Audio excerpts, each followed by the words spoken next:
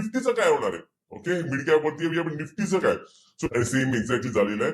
मार्केटने या झोन मध्येच ट्रेड केलेलं आहे आणि मार्केटने पूर्ण sandwich best of the best वर साईडला पण मार्केट जाण्याचा प्रयत्न केलाय, खालच्या साईडला पण मार्केट जाण्याचा प्रयत्न केला आणि फायनल क्लोजिंग जी आहे सेन्सेक्स एक्सपायरीच्या दिवशी ही फ्लॅट आलेली आहे. ओके, आता सप्लाय आणि डिमांड झोन मध्ये काही चेंजेस आहेत का? तर इन दिस केस मी म्हणणार सप्लाय झोन मध्ये काही चेंज नाहीये. सप्लाय झोन आहे तसंच राहणार आहे, कारण मार्केटला अजून मला वाटतं परत उद्याच्या सेशन मध्ये मार्केटची ओपनिंग पॉझिटिव्ह येण्याचे चान्सेस आहे आणि plus upper side of the supply zone पण टेस्ट करण्याचे मे बी ओपनिंगलाच चान्सेस असू शकतील. त्याचं कारण मी तुम्हाला एक्सप्लेन करणारच आहे.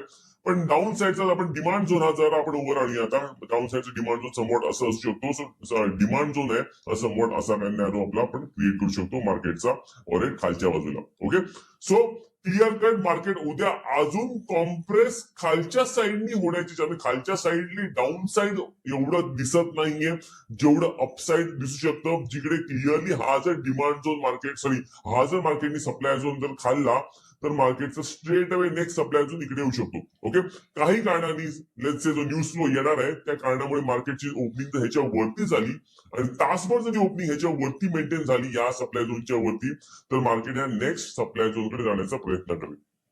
ओके, सो अशी या मार्केटची असणाऱ्या उद्याची दिशा. उद्या एवढा महत्वाचा दिवस काय? तर महत्वाचा दिवस आहे कारण उद्या आहे आपले बिहारचे रिझल्ट येणार आहे. 14 नोव्हेंबर सकाळी काउंटिंग सुरू होणार आहे. मार्केट नॉर्मली काउंटिंग 8:15 पासून ते पोस्टल बॅलेट साईड सुरू होतात.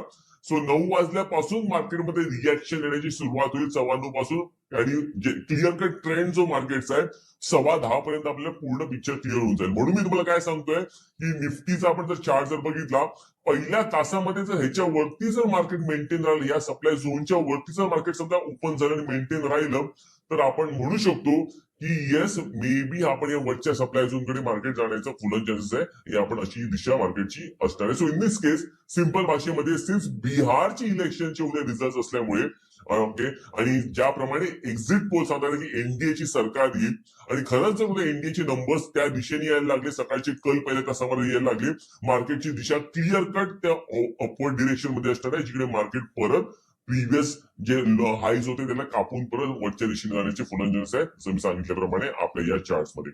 Okay, clear? ट्रिगर काय आहे? फंडामेंटल ट्रिगर आहे बिहार इलेक्शनचा. ट्रम्प दादांच्या लेवलवरती काय न्यूज आहे का? ट्रम्प दादांच्या लेवलवरती तसे काही मोठ्या काही न्यूज नाही आहेत.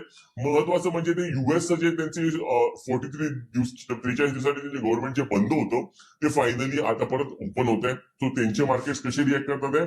अमेरिकन मार्केटचं रिॲक्शन काही एवढं काही खास दिसत नाही. American market somewhat flat to positive flat to negative म्हणजे फ्लॅटच दिसत आहे.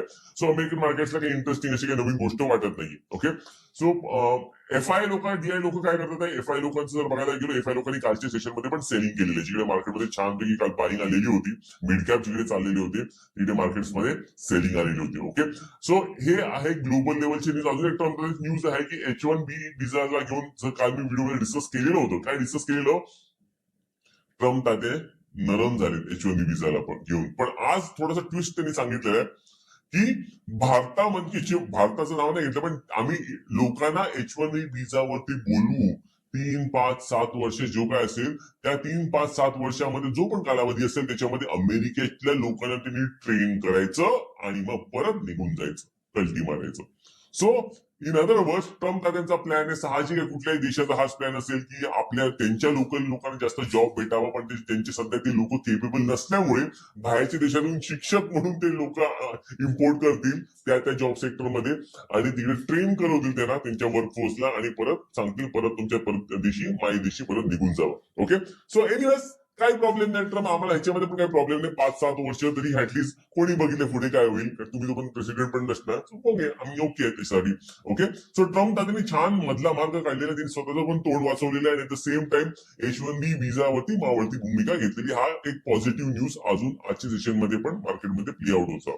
ओके, फायनली आपण मिड कॅपचं चार्ट बघूया. मिड कॅपच्या चार्ट मध्ये आज थोडस बेरिश एनगल्फिंग पॅटर्न दिसतोय या कॅन्डलला घेऊन, पण परत उद्याच्या सेशन मध्ये जर बिहारचे रिझल्ट चांगले आले तर मार्केट परत वर जाण्याचे चान्सेस आहे. पण anyways overall trend mid cap निफ्टीचा एकदम स्ट्रॉंग आहे, लक्षात ठेवा मित्र. निफ्टीपेक्षा पण स्ट्रॉंग मिड कॅप निफ्टीचा ट्रेंड आहे. पण small cap nifty total weak आहे, एकदम वीक आहे. सर्वात विकेस्ट इंडेक्स आहे ते म्हणजे स्मॉल कॅप निफ्टी, जिकडे बघा सप्लाय झोन मधनं परत मार्केटने रिव्हर्सल दिलेलं आहे फॉर्मेशन. आणि स्मॉल कॅप निफ्टी आज जिकडे market cut to cut positive थोडंसं ऑफवरती क्लोज झालेलं आहे, तिकडे स्मॉल कॅप निफ्टी मध्ये आज सेल ऑफ आलेला आहे. Clear cut market 0.4% under perform केलेलं आहे मार्केटने. सो ओव्हरऑल स्मॉल कॅप मध्ये क्लिअर कट सेलिंग प्रेशर आलेलं आहे आणि ह्या बघायला lower top kind of formation बनतंय. सो काइंड ऑफ धोकादायक फॉर्मेशन स्मॉल कॅप्स मध्ये बनतात. सो सर्वात स्ट्रॉंगेस्ट कॉइन आहे मिड कॅप, ही सर्वात strongest index as of now आपल्याला दिसते. ओके, फायनली तुमचे महत्वाचे कमेंट्स